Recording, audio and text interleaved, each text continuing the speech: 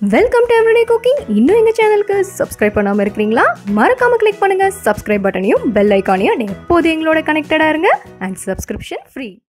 இன்னைக்கு நம்ம கருவேப்பிலை சாதம் எப்படி செய்யறதுன்னு பார்க்கலாம்.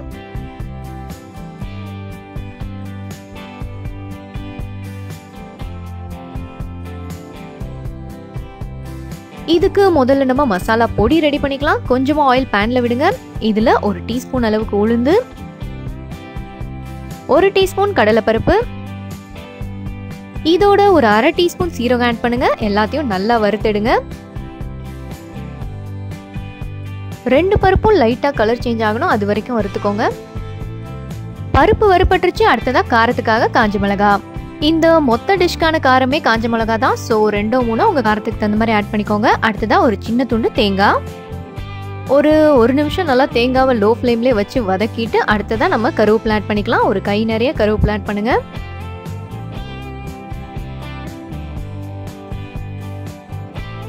இது நல்லா வறுபடணும், தண்ணியெல்லாம் போய் நல்லா ட்ரை ஆகணும், அது வரைக்கும் நம்ம இதை வறுத்துக்கணும். இதோட ஒரு சின்ன துண்டு புளியும் ஆட் பண்ணிக்கலாம். இந்த லைட்டான புளிப்பு டேஸ்ட் இந்த ரைஸ்க்கு ரொம்பவே நல்லா இருக்கும். இதை வறுத்துட்டே இருங்க. ஒரு ஸ்டேஜில் நல்லா ட்ரை ஆகும்.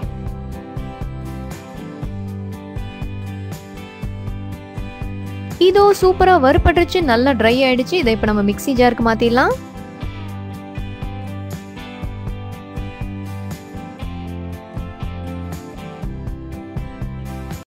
இதை நல்லா பொடி பண்ணி எடுத்து வச்சுக்கோங்க. இதுதான் நம்ம கருவேப்பிலை சாதத்துக்கான மசாலா. அடுத்ததா பேன்ல கொஞ்சமா நெய் விட்டுக்கலாம். இதுல இப்போ ஒரு 5-6 முந்திரி பருப்பு போட்டு வறுத்துக்கலாம்.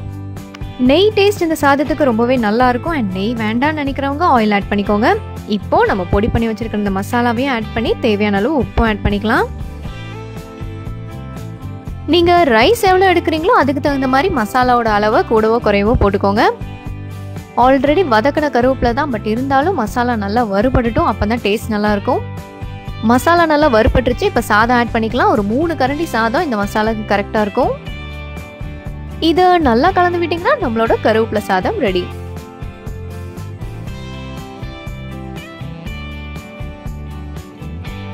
இதை நீங்க சூடா சாப்பிட்டாலும் நல்லா இருக்கும், லஞ்ச் பாக்ஸ்ல எடுத்துட்டு போய் மத்தியானம் சாப்பிட்டாலும் ரொம்பவே நல்லா இருக்கும். கண்டிப்பா ட்ரை பண்ணுங்க. இதோ நம்மளோட கருவேப்பிலை சாதம் ரெடி. இதை வேற பவுலுக்கு மாத்திடலாம்.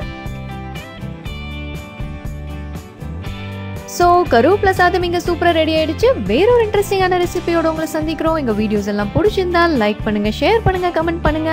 மறக்காம எங்கள் சேனலுக்கு சப்ஸ்கிரைப் பண்ணுங்க.